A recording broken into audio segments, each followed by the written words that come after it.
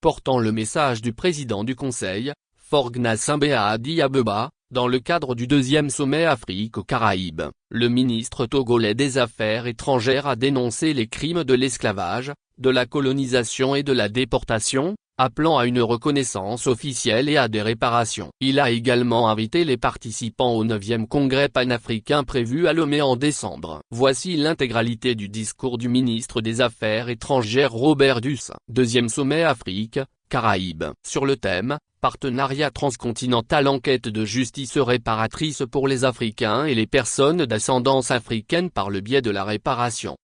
Addis Abeba, le 7 septembre 2025. Je voudrais, à l'entame de mon propos, vous transmettre les excuses et les salutations de votre frère, son Excellence Monsieur Essozimna Gnassingbé, président du Conseil de la République togolaise, qui n'a pas pu faire le déplacement pour prendre part personnellement à ce deuxième sommet Afrique-Caraïbes sous le thème « Partenariat transcontinental en quête de justice réparatrice pour les Africains et les personnes d'ascendance africaine par le biais de la réparation ».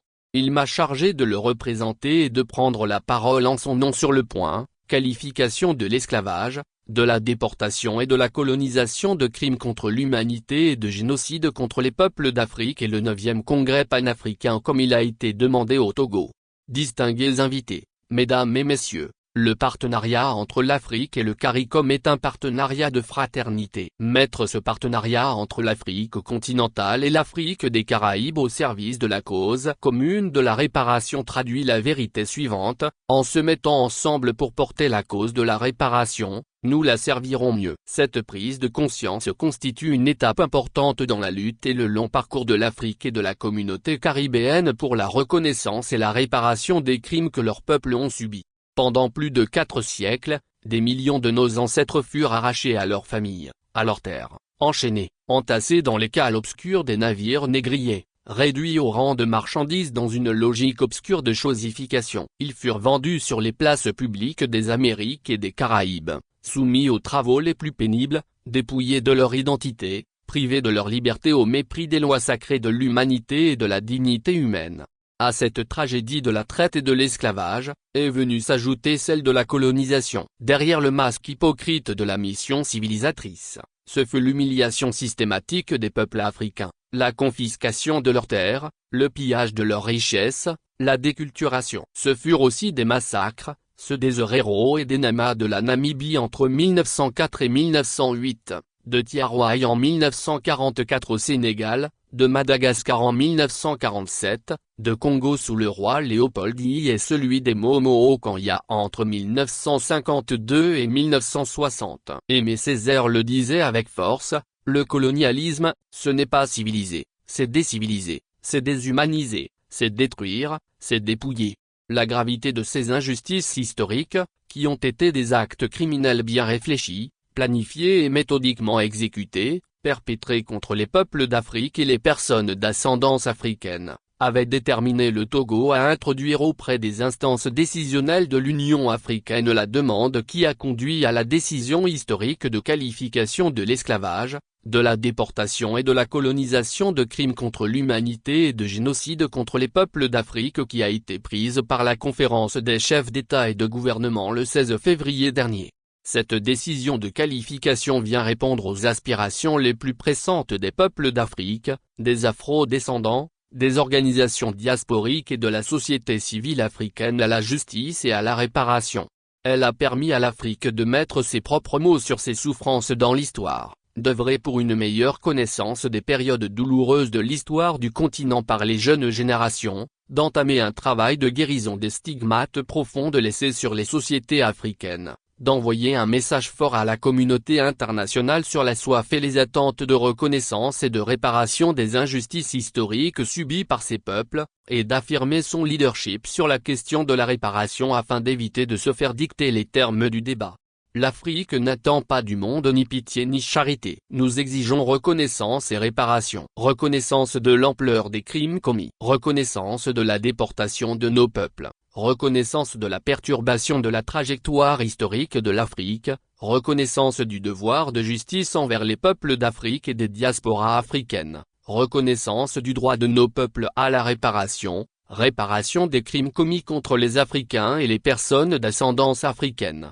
En soi, cet acte de qualification traduit un changement de paradigme. Au lieu de laisser aux descendants des bourreaux le droit de qualifier leurs crimes, l'Afrique et les Africains ont mis leurs propres mots sur les crimes subis. Cet acte de qualification est une séquence importante dans les luttes africaines et caribéennes pour la réparation. Réparation, matérielle et symbolique, pour panser les blessures de l'histoire. Réhabilitation de la mémoire africaine, pour rendre aux peuples spoliés la fierté de leur dignité. Car, ce qui fut détruit, ce ne sont pas seulement des vies, ce fut aussi l'estime de soi d'un continent. Reconnaître ces crimes ne relève pas du ressentiment. Il s'agit d'affirmer une vérité universelle et de renforcer l'humanité commune de tous les peuples. Excellences messieurs des chefs d'État et de gouvernement, distingués invités. L'engagement du Togo aux côtés des nations frères du continent et des Caraïbes pour la cause de la réparation s'inscrit pleinement dans la réalisation de la décennie 2021-2031, décennie des racines africaines et de la diaspora africaine décrétée par la conférence des chefs d'État et de gouvernement en février 2021 à sa demande.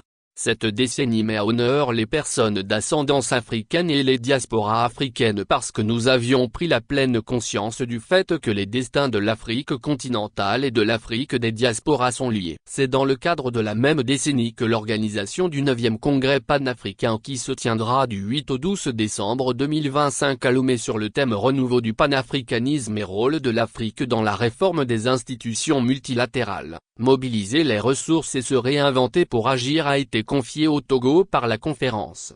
Le panafricanisme, nous le savons, met l'accent sur la solidarité entre les nations africaines dans la perspective d'aider à transcender les divisions héritées de la colonisation et entre les Africains et les Afro-descendants dans l'optique de reconnecter l'Afrique et sa diaspora. Il serait, selon le président Kwame Nkrumah, entré en usage au début du XXe siècle lorsque le Trinidadien Henry Sylvester Williams et l'Afro-Américain William Edward Burgard du Bois l'ont utilisé lors de plusieurs congrès panafricains.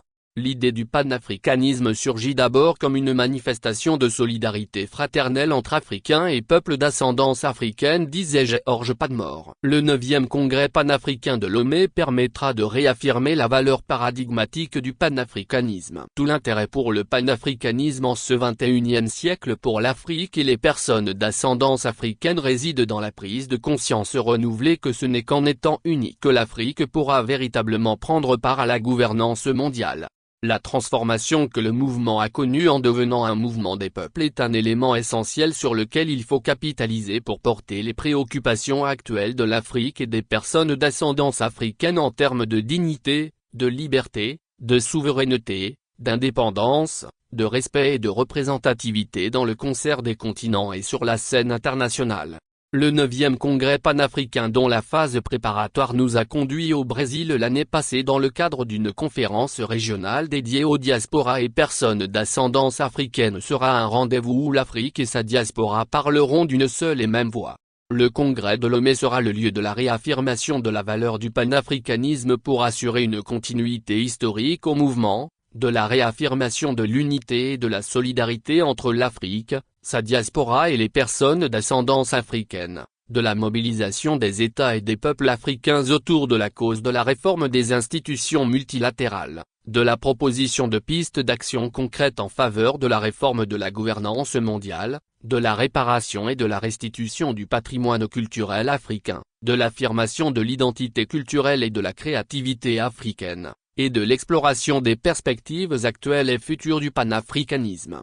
Le 9e congrès panafricain marquera une étape décisive dans notre marche vers l'émancipation et dans la lutte pour obtenir la réparation due à l'Afrique et aux personnes d'ascendance africaine dans la gouvernance mondiale. Il sera une séquence essentielle pour une Afrique réconciliée avec son passé, debout dans son présent, et qui ne se laisse pas dicter son avenir.